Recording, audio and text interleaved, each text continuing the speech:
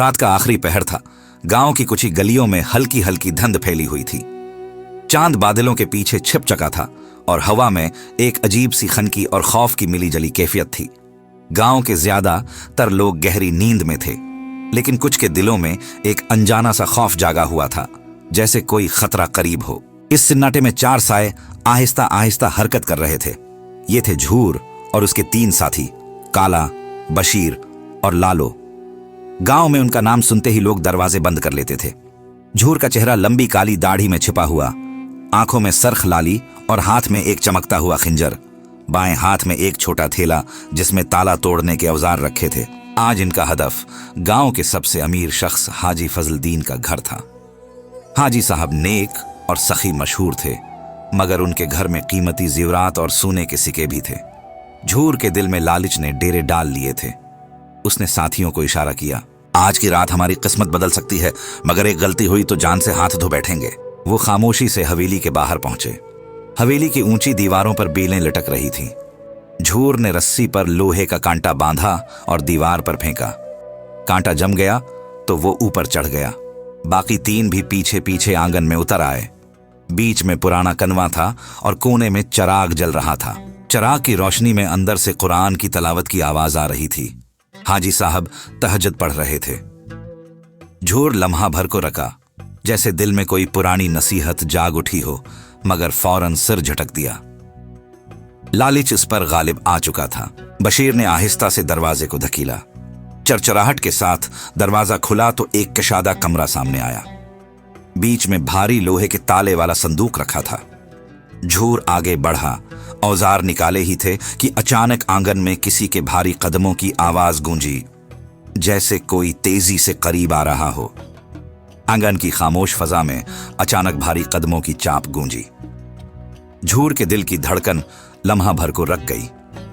उसने हाथ के इशारे से साथियों को खामोश रहने का हुक्म दिया। सबने सांस तक रोक ली। कदमों की आवाज तेजी से करीब आ रही थी, जैसे कोई आंगन पार करके इसी कमरे की तरफ आ रहा हो। बशीर ने दरवाजे के करीब खड़े होकर कान लगाया, मगर अब आवाज अचानक थम गई। सिर्फ चराग की टमटमाती रोशनी बाकी रह गई। झूर ने गहरा सांस लिया और दोबारा संदूक की तरफ बढ़ा। उसने ताला तोड़ने वाला औजार निकाला, लेकिन जैसे ही धात पर लोहा लगा, एक और आवाज गूंजी।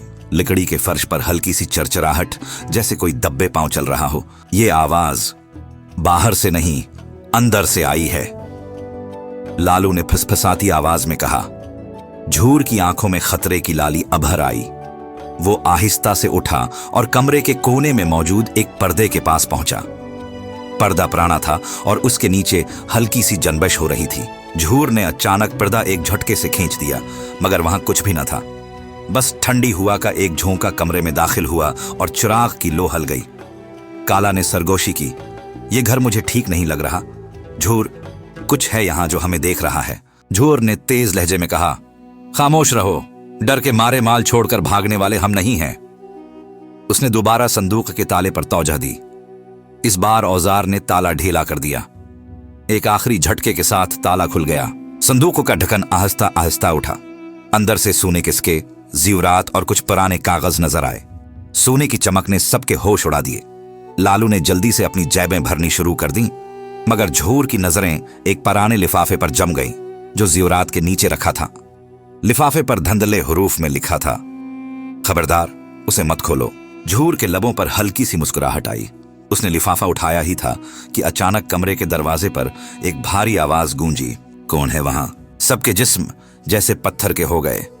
ये हाजी फजलुद्दीन की गरजदार आवाज थी, लेकिन वो अकेले नहीं लग रहे थे। बाहर जैसे एक और किसी के सांस लेने की गहरी और अजीब आवाज सुनाई दे रही थी, जो इंसान की नहीं लगती थी। झूर ने लम्हा भर के लिए लिफाफे को देखा, फिर साथियों की तरफ इशारा किया, हम पीछे के रास्ते से निकलते हैं अभी। मगर जैसे ही वो मुड़े, दरवाजा एक जोरदार धमाके के साथ बंद हो गया और चिराग की लो बुझ गई। कमरे में अंधेरा छा गया और इस अंधेरे में किसी के कदम उनकी तरफ बढ़ने लगे। दरवाजा जोर से बंद होने की आवाज ने सबके जिस्म सुनकर रख दिए। कमरे में मुकम्मल अंधेरा छा गया। बाहर से आती चिराग की हल्की सी रोशनी भी अब खत्म हो चुकी थी। सांसों की आवाज तेज और भारी हो गई थी। जैसे हर कोई खौफ को दबाने की कोशिश कर रहा हो। झूर ने धीरे से कहा, सब खामोश रहो, कुछ है यहाँ। इसी लम्हे कमरे के एक कोने से लकड़ी के फर्श पर धीरे धीरे चलने की आवाज आई। हर कदम के साथ एक हल्की सी चरचराहट गूंजती और फिर खामोशी। वो आवाज इस कदर अजीब थी कि मालूम नहीं होता था कि ये इंसान है या कुछ और। काला, जो आम हालात में सबसे नडर था, अब हचकचाते लहजे में बोला, झर, ये हाजी फजल दीन नहीं है। झूर ने जवाब न दिया। उसकी आंखें अंधेरे में किसी इशारे को ढूंढ रही थीं। उसने आहिस्ता से अपनी जेब से माचिस निकाली और एक तेली जलाई। लम्हे भर के लिए रोशनी फैली और सबकी आंखें खुल गईं। कमरे के बीच में वही लिफाफा जिस पर खबरदार लिखा था, अब खुद बखुद फर्श पर खुला पड़ा था। उसके अंदर से एक पुरानी तस्वीर नजर आ रही थी, हाजी फजल दीन के जवानी के दिनों की, लेकिन तस्वीर के पीछे एक धंधला सा साया खड़ा था जिसकी आंखें सरख थीं। लालू पीछे हटते हुए बोला, ये क्या है? ये तस्वीर हरकत कर रही है। वाकई तस्वीर में वो साया आहिस्ता आहिस्ता झूर की तरफ देखने लगा। माचिस की लो झपकने लगी। झूर के हाथ कांप गए और अगले ही लम्हे तेली बुझ गई। कमरा फिर अंधेरे में डूब गया। अब कदमों की आवाज तेजी से उनकी तरफ बढ़ने लगी। बशीर ने घबराकर संदूक से एक लोहे की छुरी उठाई और चीख कर कहा, जो भी है सामने आ जा। लेकिन जवाब में एक ऐसी आवाज आई जो इंसानी नहीं थी, गहरी, खिरदरी और गूंजती हुई। ये मेरा घर है और तुम सब यहां से जिंदा नहीं जाओगे। काला ने जल्दी से खिड़की की तरफ बढ़ने की कोशिश की, मगर जैसे ही उसने हाथ बढ़ाया, खिड़की के लोहे के सुलाखें खुद बखुद मड़कर बंद हो गईं। झूर ने तेजी से साथियों को इशारा किया कि पीछे वाले दरवाजे से निकलें। वो सब अंधेरे में लड़खड़ाते हुए पीछे की तरफ भागे, मगर पीछे वाला दरवाजा भी बंद था, जैसे किसी ने बाहर से कफल चढ़ा दिया हो। उसी दौरान लिफाफा फर्श से उठकर हुआ में मौलिक हो गया। उसके अंदर से सुनहरी रोशनी निकली, लेकिन वो रोशनी पुरस्कून नहीं थी, बल्कि तेज धार की तरह कमरे में फैल गई। रोशनी झूर के चेहरे पर पड़ी तो उसके चेहरे पर जैसे कोई अनजानी तहरीर अभर आई, पुराने अरबी अल्फाज जिन्हें कोई समझ नहीं पा रहा था। बशीर ने कांपती आवाज में कहा, यह कोई आम घर नहीं, ये तो कैद खाना है और हम उसके कैदी बन चुके हैं। इनके इर्द गिर्द हुआ ठंडी से ठंडी होती जा रही थी। चिराग कहीं दूर फिर से जल उठा, मगर उसकी लो खून के रंग की थी। और फिर वो कदमों की आवाज बिल्कुल करीब आ गई। किसी ने उनके कंधों को पीछे से छुआ, ठंडा बर्फ की तरह सख्त हाथ, और सबके हलक से एक साथ चीख निकली। वो ठंडा हाथ झूर के कुंधे से हटते ही कमरे में एक गहरी और भारी खामोशी छा गई। लेकिन ये खामोशी मामूली नहीं थी, ये ऐसी खामोशी थी जिसमें खौफ खुद सांस ले रहा हो। झूर ने आहिस्ता से पलट कर देखा, लेकिन वहां कोई नहीं था। फिर भी उसके कुंधे पर ठंडक बाकी थी, जैसे बर्फ के किसी टुकड़े ने जल्द को जला दिया हो। लालू दीवार के साथ लगकर कांप रहा था। झौर, ये इंसान नहीं है। मैंने उसके हाथ में अंगलियां नहीं देखी, बस हड्डियां थीं। काला गुस्से में बोला, हम इतनी दौड़ से ये सब सुनने के लिए आए थे, चलो सबको मार भगा देते हैं। वो जेब से छुरी निकालकर अंधेरे में झपटा, लेकिन उसका वार खाली हुआ। जवाब में अंधेरे के बीच से एक खरदरी, कान खाने वाली हंसी गूंजी, ऐसी हंसी जो सीधी हड्डियों में उतरकर सर्दी पैदा कर दे। चिराग की खून जैसी लो अचानक तेज हो गई और दीवारों पर अजीब साए नाचने लगे। वो साए इंसानों के नहीं थे, उनके जिस्म मड़े हुए, हाथ लंबे और चेहरे बगैर आंखों के थे। बशीर ने खौफ से मना ढांप लिया, ये तो वही है जिसका जिक्र मैंने पुरानी कहानियों में सुना था। वो हकलाया, हाजी फजल दीन के घर में एक पुराना मुआहिदा है। कहा जाता है ये हवेली एक जिन के कब्जे में है और हर वो शख्स जो उसके माल को छोता है जिंदा वापस नहीं जाता। झूर के माथे पर पसीने के कतरे नमूदार हुए, लेकिन लालच अब भी उसके दिल से नहीं निकला था।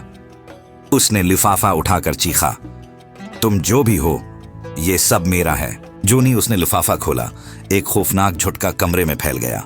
साए एक साथ झूर पर टूट पड़े। उसकी आंखें सरख हो गईं, जैसे कोई और उसके जिस्म में दाखिल हो रहा हो। लालो और काला पीछे हट गए, मगर बशीर आगे बढ़ा और झूर को पकड़ने की कोशिश की। खुद पर काबू रख, वो चलाया, लेकिन झूर की आवाज बदल चुकी थी, भारी, गैर इंसानी और गूंजदार। ये घर मेरा है, तुम सब मेरी कैद में हो। उसी लम्हे दीवार के कोने में एक दरवाजा खुद बखुद खुल गया। उसके पीछे एक तंग राहदारी थी जो नीचे तहखाने की तरफ जाती थी। वहां से ठंडी हुआ और किसी के जंजीर घसीटने की आवाज आ रही थी। काला ने चीख कर कहा, वही है, वो जिन, वो नीचे आ रहा है। चिराग की लो अब इतनी तेज थी कि कमरा जैसे आग में लपटा हुआ हो, मगर आग ठंडी थी। झूर ने आहिस्ता आहिस्ता राहदारी की तरफ कदम बढ़ाए, जैसे किसी अनजानी ताकत के जेर असर हो। लालू ने उसका रास्ता रोकने की कोशिश की, मगर झूर ने एक झटके में उसे दीवार से दे मारा। अब सबके चेहरे पर मौत का खौफ वाज़ेह था। साए उनके गर्द दायरा बना चुके थे और दरमियान में खड़ा झूर, जिसके होंठों पर एक शैतानी मुस्कुराहट थी, नीचे तह खाने की तरफ उतर रहा था। हर कदम के साथ जंजीर की आवाज तेज होती जा रही थी और फिर इस तारीक राहदारी से दो रोशन सरख आंखें नमूदार हुए। झूर तहखाने की राहदारी में कदम रखते ही हुआ ठंडी से ठंडी हो गई। जंजीर घुस घुस कर चल रही थी और हर कदम के साथ दीवारें बजने लगें, जैसे कोई माजी का भूत जाग उठा हो। सरख आंखें उनके सामने झलमलाती रहीं और अंधेरे में छिपे साए धीरे धीरे उनकी तरफ बढ़ते गए। बशीर ने जोर से झूर को पकड़ने की कोशिश की, मगर झूर खुद पर काबू न पा सका। इसकी आंखें अब इंसानी शक्ल की नहीं रहीं, बल्कि गहरी सरख रोशनी में जल रही थीं। वो लिफाफा हाथ में पकड़े हुए आगे बढ़ा और बोले, ये सब माल मेरा है और कोई भी जिंदा वापस नहीं जाएगा। लालो और काला पीछे हटते रहे, लेकिन उनके पैरों के नीचे फर्श जैसे जिंदगी से खाली हो गया था। तब अचानक तहे खाने के सबसे गहरे कोने से एक धंधला सा इंसान नमूदार हुआ। हाजी फजल दीन खुद, मगर वो जवानी के दिनों के नहीं, बल्कि एक रूहानी शक्ल में, चमकती हुई आंखों और रोशनी के बदन के साथ। उन्होंने जोरदार आवाज में कहा, झूर, ये सब जमीन और माल सिर्फ तुम्हारे लिए नहीं है, बल्कि नेकी और इंसाफ के लिए बनाया गया है। तुम्हारी तमा अंधी हो गई है। झूर ने जोर से लिफाफा थाम लिया, लेकिन जैसे ही उसके हाथ में छुआ, एक जोरदार झटका आया और वो पीछे गिर पड़ा। साए उसके गर्द घूमने लगे, लेकिन अब वो धीरे धीरे कमजोर पड़ने लगे। जादुई रोशनी ने उसके दिल में खौफ भरा और उसके अंदर एक नया एहसास जागा, पुछतावा, शर्मिंदगी और खौफ इलाही। बशीर, लालो और काला ने देखा कि झूर की आंखों से आंसू बहने लगे। वो जमीन पर बैठ गया और सर झुका लिया। हाजी फजल दीन की रोशनी ने उसे आहिस्ता आहिस्ता पकड़कर खड़ा किया और कहा, जुल्म करने वाला सिर्फ माल खो देता है, दिल नहीं। तुम्हें अपनी गलतियों का इदराक होना चाहिए। जौहर ने हल्की सी आवाज में कहा, मैं माफी चाहता हूं। मुझे मालूम हुआ कि जुल्म और चोरी की जिंदगी खुशी नहीं देती। तब हुआ मैं वो साए गायब हो गए, जंजीर की आवाज खत्म हो गई और कमरा मामूल की तरह रोशन हो गया।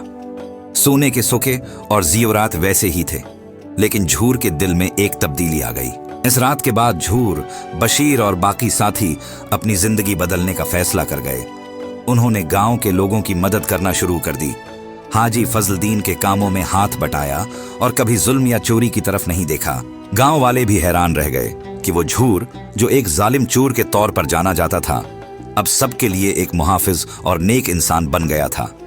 और गांव में आज भी लोग कहानी सुनाते हैं कि जुल्म का इंजाम कैसा होता है और तौबा और नेकी की ताकत क्या है।